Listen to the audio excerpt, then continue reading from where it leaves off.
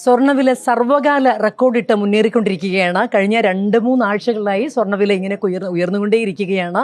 80,880 എന്ന് പറയുമ്പോൾ ഇതുവരെയും കേരളം കാണാത്ത വില, ലോകം കാണാത്ത വിലയാണ് സ്വർണ്ണത്തിന് വന്നിരിക്കുന്നത്. ഈ വില ഇങ്ങനെ വരുമ്പോഴും ഒരു സ്ഥിര നിക്ഷേപമായി കരുതുന്നത് കൊണ്ട് തന്നെ ആളുകൾ സ്വർണം വാങ്ങാൻ ഈ ഘട്ടത്തിലും വരുന്നുണ്ട്. ശരിക്കും ഈ സ്വർണ്ണവില ഇങ്ങനെ കൂടുമ്പോഴുള്ളൊരു ഫീൽ അല്ല, ടെൻഷൻ ഉണ്ട്. ഇങ്ങനെ കൂടിപ്പോയില്ല. ഇപ്പം ഞാൻ പറഞ്ഞ I am 76. ഇനിയിപ്പോൾ എത്ര കാലം സ്വർണ്ണം ഇടും എനിക്ക് തന്നെ ഉറപ്പില്ല. അപ്പോൾ അതുകൊണ്ട് എനിക്ക് പറ്റുന്ന കാലത്ത് ഞാൻ സ്വർണ്ണം ഇടും. എൻ്റെ മക്കൾക്കും സ്വർണ്ണം വാങ്ങിച്ചു കൊടുക്കും. സ്വർണ്ണവില കൂടിയാലും സ്വർണ്ണം വാങ്ങും. നിക്ഷേപം, ഒരു വിശ്വസിക്കാവുന്ന ഒരു നിക്ഷേപം. അതാണ് നിക്ഷേപമാണ്. അതാണ് മലയാളം വീട് എനിക്ക് കിട്ടാതെ പോയത്.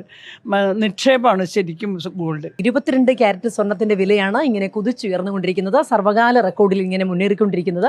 അപ്പോഴും സ്വർണത്തിന് 18 ക്യാരറ്റ് സ്വർണത്തിന്റെ വില കമ്പാരിറ്റീവ്ലി കുറച്ചുകൂടി കുറവാണ്. അതുകൊണ്ട് തന്നെ കൂടുതൽ ആളുകൾ ഇപ്പോൾ ജ്വല്ലറികളിലേക്ക്, യങ്സ്റ്റേഴ്സ് ഒക്കെ കൂടുതലായി 18 ക്യാരറ്റ് സ്വർണം പ്രിഫർ ചെയ്യുന്നുണ്ട് എന്നാണ് ജ്വല്ലറിയിൽ നിന്ന് കിട്ടുന്ന വിവരം. അങ്ങനെ തന്നെയാണല്ലേ? അതെ, ഇപ്പോൾ കൂടുതലും ഇറ്റാലിയൻ 18 ക്യാരറ്റ് ജ്വല്ലറീസ് ആൾക്കാർ, ഇപ്പോഴത്തെ യങ്സ്റ്റേഴ്സ് എല്ലാം കൂടുതലും ഓഫീസ് ഗോയിങ് ലേഡീസും അവരെല്ലാം പ്രിഫർ ചെയ്യുന്ന 18 ക്യാരറ്റ് ജ്വല്ലറിയാണ്. പൊതുവെ 18 ക്യാരറ്റ് ജ്വല്ലറിക്ക് സെയിലും കൂടിയിട്ടുണ്ട്. അതനുസരിച്ച് സ്വർണത്തിന്റെ വില ഈ 80,880 ആണ് പവന് എന്ന് പറയുമ്പോൾ പോലും പണിക്കൂലിയും ഒപ്പം തന്നെ ടാക്സും എല്ലാം ചേർത്ത് ഏതാണ്ട് 90,000 രൂപയോട് അടുക്കും ആ ഒരു പവൻ സ്വർണം വാങ്ങി നമ്മൾ കയ്യിൽ വയ്ക്കണമെങ്കിൽ. ആ ഒരു സാഹചര്യത്തിൽ സ്വർണത്തിന്റെ നികുതി കുറയ്ക്കണം എന്നാവശ്യപ്പെട്ടുകൊണ്ട് സ്വർണ്ണ വ്യാപാരികളുടെ സംഘടന സർക്കാരിനെ സമീപിക്കാനും തീരുമാനിച്ചിട്ടുണ്ട്. 3% എന്നുള്ള നികുതിയിൽ നിന്ന് 1% അത് താഴ്ത്തണം എന്നുള്ള ആവശ്യമാണ് സ്വർണ്ണ വ്യാപാരികൾക്കുള്ളത്. ഏതായാലും സ്വർണത്തിന്റെ വില കുതിച്ച് ഉയരുമ്പോഴും സ്വർണ്ണ വിപണി വളരെ സജീവമായി തന്നെ നിൽക്കുകയാണ്.